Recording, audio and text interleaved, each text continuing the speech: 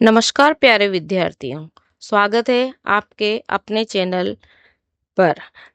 हमने पिछली वीडियो में कक्षा 10 के हिंदी के पूरे पाठ्यक्रम की झलक देखी थी। आज हम उस यात्रा की शुरुआत कर रहे हैं।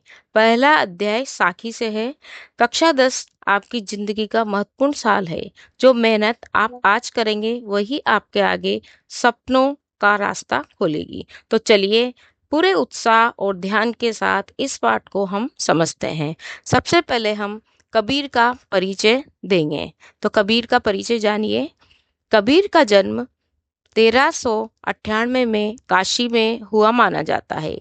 गुरु रामानंद के शिष्य कबीर ने 120 वर्ष की आयु पाई थी। मीन्स 120 वर्ष की उम्र इन्होंने पाई थी। जीवन के अंतिम कुछ वर्ष मगहर में बिताए और वही चिर निद्रा में लीन हो गए। चिर निद्रा का मतलब होता है उनकी मृत्यु हो गई। कबीर का आविर्भाव, आविर्भाव का मतलब होता है उनका पैदा होना। कबीर का आविर्भाव ऐसे समय में हुआ जब राजनीतिक, धार्मिक और सामाजिक क्रांतियां अपने चरम पर थी। कबीर क्रांतिदर्शी कवि थे। उनकी कविता में गहरी सामाजिक चेतना प्रकट होती है। उनकी कविता सहज ही मर्म को छू लेती है। एक और धर्म के बाह्य आडंबर, बाह्य आडंबर का मतलब होता है बाहरी दिखावा, बाह्य आडंबरों पर उन्होंने गहरी और तीखी चोट की है। तो दूसरी ओर आत्मा परमात्मा के विरह मिलन के भावपूर्ण गीत गाए हैं। कबीर शास्त्रीय ज्ञान की अपेक्षा अनुभव ज्ञान को अधिक महत्व देते थे। उनका विश्वास सत्संग में था और वे मानते थे कि ईश्वर एक है और वो निर्विकार है। उनका कोई आकार नहीं है, अरूप है। कबीर की भाषा पूर्वी जनपद की भाषा थी। उन्होंने जन चेतना, जन भावनाओं को अपने शब्द और साखियों के माध्यम से जन जन तक पहुंचाया है। ये है कबीर का परिचय। अब हम जानते हैं पाठ का प्रवेश। प्रवेश पढ़ेंगे कि पाठ में क्या क्या बताया गया है। साखी शब्द साक्षी शब्द का ही तद्भव रूप है। साक्षी यानी प्रत्यक्ष ज्ञान।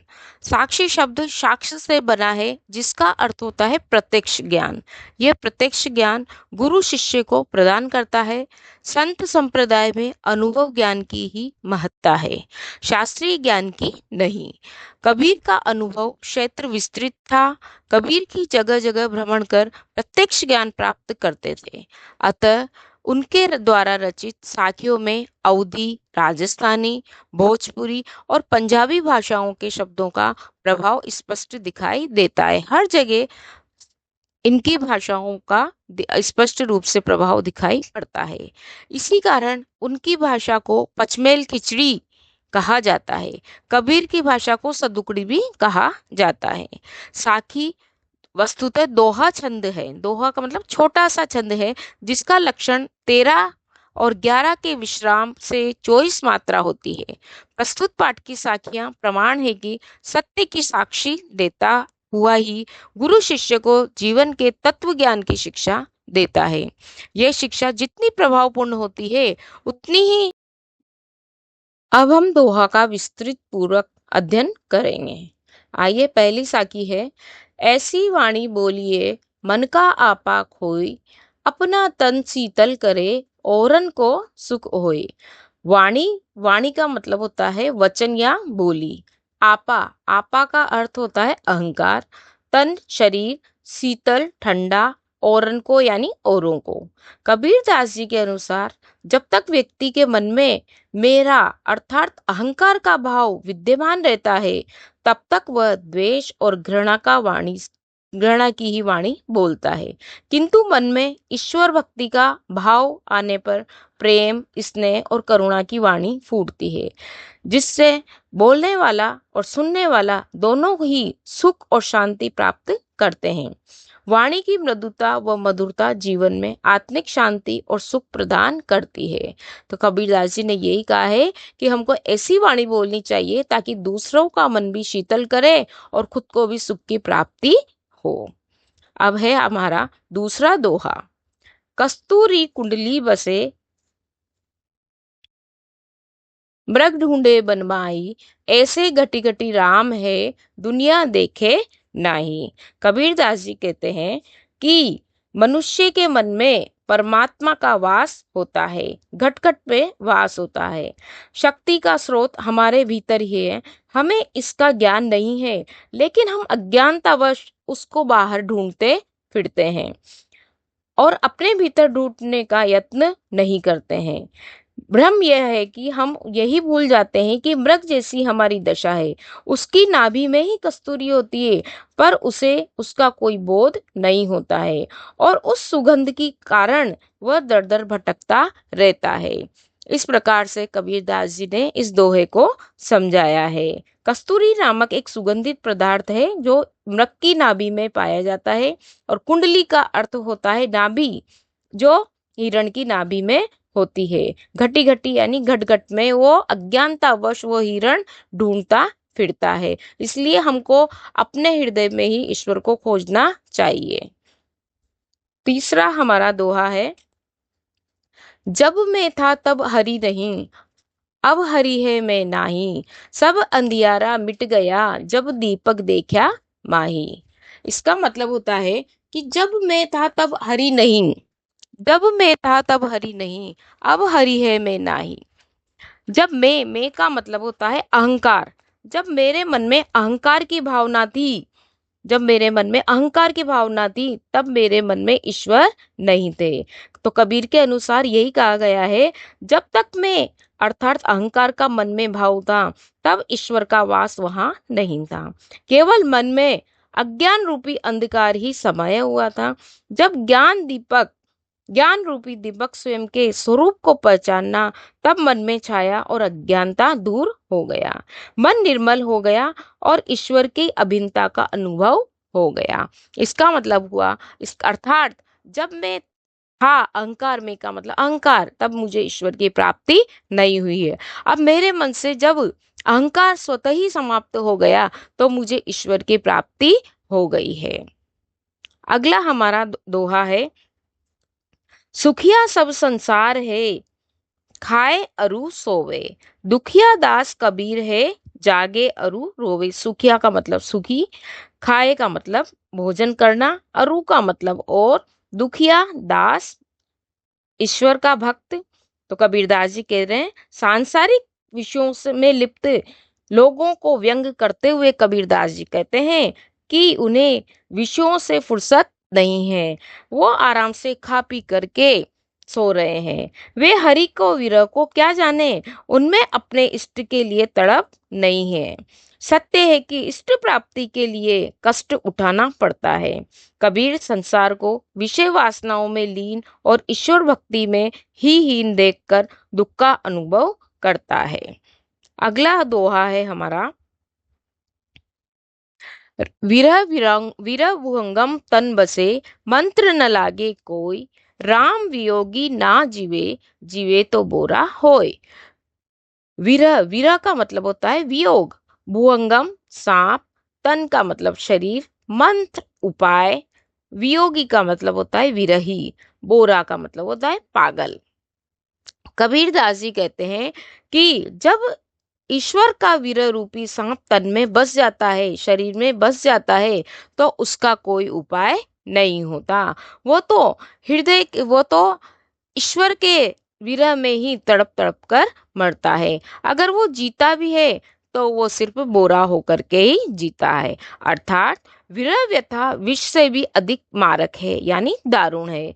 इस व्यथा का वर्णन शब्दों द्वारा व्यक्त नहीं किया जा सकता, यह केवल अनुभूति का ही विषय है। जहाँ सर्प और विष का उदाहरण देते हुए राम वियोगी की व्यथा का मार्मिक चित्रण है। कबीर के अनुसार विरह सर्प की भांति है। इस विरह रूपी सर्प का विष जब तन में व्याप्त हो जाता है, तब कोई मंत्र नहीं होता। मंत्र मतलब कोई झाड़ फूक काम नहीं करता। इस विष में इंसान को बचा नहीं सकता। राम का वियोगी विरह व्यथा में ही जीता है। अगर जीता भी है, तो वो पागल होकर के ही जीता है। अगला दोहा है हमारा, निंदक नेड़ा राखिए, आंगनी कुटी बंधाए, बिन साबन पानी बिना निर्मल करे स्वभाव। निंदक यानी निंदा करने वाला। नेड़ा का मतलब पास। आंगनी आंगन में। कुटी का बंदाई का मतलब होता है कुटिया बनाकर। साबण का मतलब साबुन। निर्मल पवित्र। सुभाय यानी स्वभाव।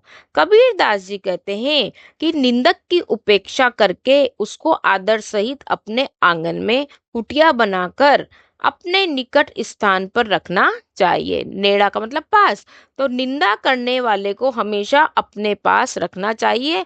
हो सके तो अपने आंगन में ही कुटिया बना करके रखना चाहिए। उसके व्यंग बाणों से विचलित नहीं होना चाहिए। उससे लाभ यह होगा कि उसके द्वारा दिखाए गए दोषों को हम खोजकर समाप्त कर सकेंगे, जिससे हमारा हृदय कैसा हो जाएगा, निर्बल हो जाएगा। ठीक उसी प्रकार से जैसे वस्त्र को साफ करने के लिए साबुन और पानी की आवश्यकता होती है, वैसे ही निंदक की समालोचना हमारे स्वभाव को निर्मलता के लिए साबुन पानी का ही कार्य करेगी। अब है अगला दोहा है हमारा। पोथी पढ़ी पढ़ी जग मुआ, पंडित भया न कोई, एके आशीर पीयू का, पढ़े सो पंडित होए। पोथी पोथी का मतलब होगा धार्मिक पुस्तकें। जग संसार। मुआ मर गया। पंडित यानी ज्ञानी। भया हुआ। एके यानी एक ही। आशिर अक्षर। पीयू यानी प्रियतम। सु का मतलब होगा वह। कबीरदास जी कहते हैं कि प्रेम मार्ग की श्रेष्ठता पर ही बल देते हुए कबीरदास जी कहते हैं कि शास्त्र पढ़ पढ़कर सारा संसार नष्ट हो चला है, नष्ट होता जा रहा है। युग बीतते चले जा रहे हैं, लेकिन कौन सच्चे अर्थों में पंडित या विद्वान बन पाया है। एक आशीर पीयू का, पढ़े सो पंडित होए। किसने वह अलौकिक आनंद प्राप्त किया है जो प्रेम से मिलता है। कबीर की दृष्टि में जिसने राम के दो अक्षरों को जान लिया है। एक आशीर पीयू का मतलब जो कबीर की दृष्टि में जिसने राम के दो अक्षरों को जान लिया है, वही विद्वान है, वही पंडित है। प्रेम का भाव, प्रेम हृदय का भाव है, पढ़ना मस्तिष्क का। पढ़ाई का साधक भी हो सकती है और बाधक भी हो सकती है। अब हमारा अगला दोहा है, वह है, हम घर जलिया आपना, लिया मुराड़ा हाथी, अब घर जलिया ताश का, ले चले हमारे साथी। जालिया यानी जलाया।